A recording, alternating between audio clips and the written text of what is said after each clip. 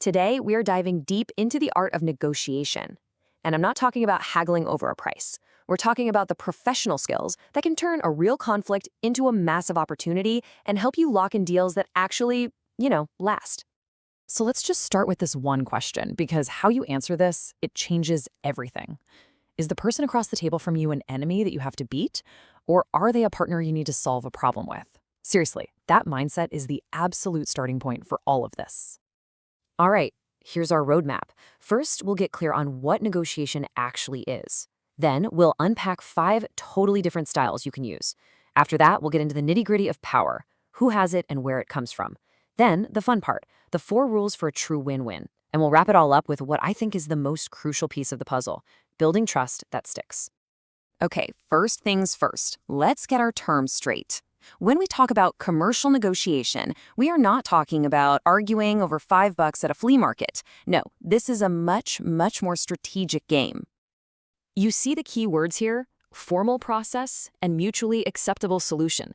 This isn't about one person just steamrolling the other. It's supposed to be a structured conversation, all aimed at finding some common ground to solve a tricky issue that really affects both sides. And this brings us to the 2 big picture philosophies in any negotiation.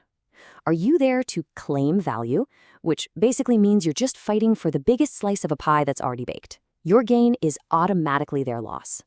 Or are you there to create value, to work together to actually make the whole pie bigger for everybody? That choice right there is absolutely critical. So how do these ideas actually play out in the real world? Well, we can map them onto 5 pretty distinct negotiation styles, and we'll use the classic Thomas Kilmann model to guide us.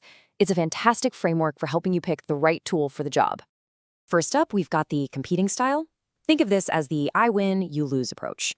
You're being really assertive, but you're not trying to make any friends. Now, this can be useful when you need a quick, decisive action, but you have to be careful with it. It can absolutely burn bridges and wreck a relationship for the long term. On the complete opposite end of the spectrum is accommodating. Ever find yourself saying yes just to keep things smooth and avoid a fight? Yep, that's this style. You're being super cooperative, but not very assertive at all. It's fantastic for building up some goodwill, or, when you realize you're actually in the wrong.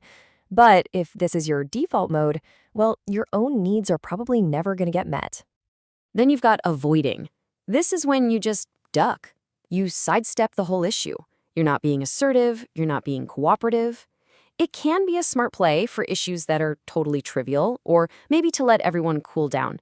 But for anything that really matters, avoiding the conflict usually just lets it get bigger and worse over time. Compromising sits right there in the middle of everything. This is your classic, let's just meet in the middle or split the difference approach. It's quick and it feels kind of fair on the surface, but you have to be aware. It can also be a bit of a lazy shortcut. The real danger is that both of you walk away feeling like you lost something, and nobody is truly happy. And finally, we have the gold standard, collaborating. This is where you are both assertive and cooperative. You're not just fighting for your piece of the pie. You're in the kitchen with the other side trying to figure out how to bake a bigger, better pie for everyone.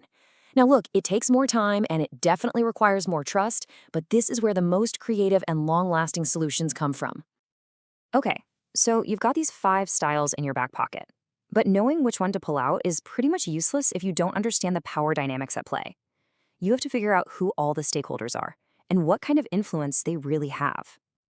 So before you even think about negotiating, you need to map out all the players, and they usually fall into 3 groups.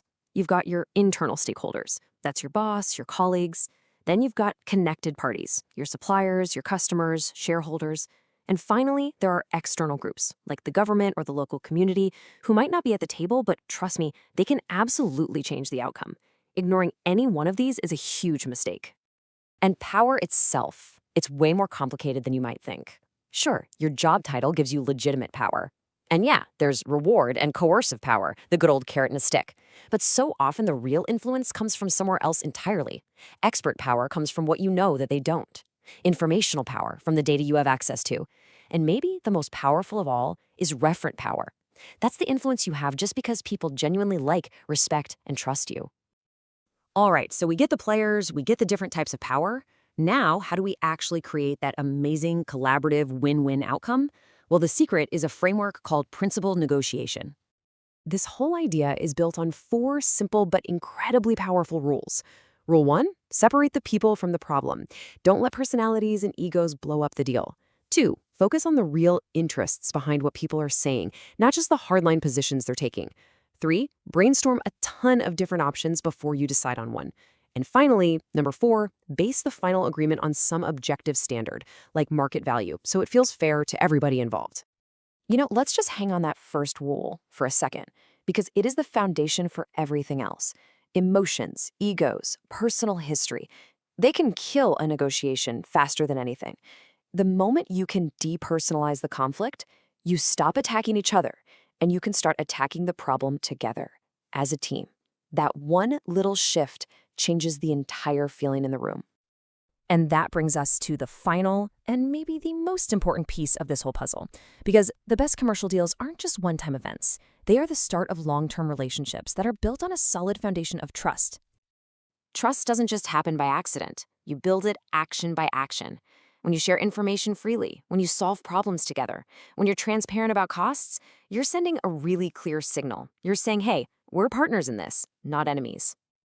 And just as you build it, trust can be shattered in a heartbeat.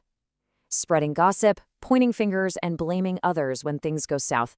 Letting bad feelings fester, these things are like poison to a professional relationship. They make it almost impossible to work together in the future. Before we finish up, let's talk about your secret weapon. The ultimate source of power and confidence in any negotiation is your BATNA. It stands for Best Alternative to a Negotiated Agreement, or, in plain English, it's your Plan B. Knowing exactly what you will do if you have to walk away from the table, that is your greatest strength. A strong BATNA means you will never, ever accept a bad deal out of desperation. So we end right back where we started. In your next big negotiation, what's your focus going to be? Are you going to be a value claimer, obsessed with getting the biggest slice of the pie that's already there? Or will you be a value creator, trying to figure out how to grow that pie for everyone? Because the path you choose won't just define the outcome of that one deal. It will define the strength of your professional relationships for years to come.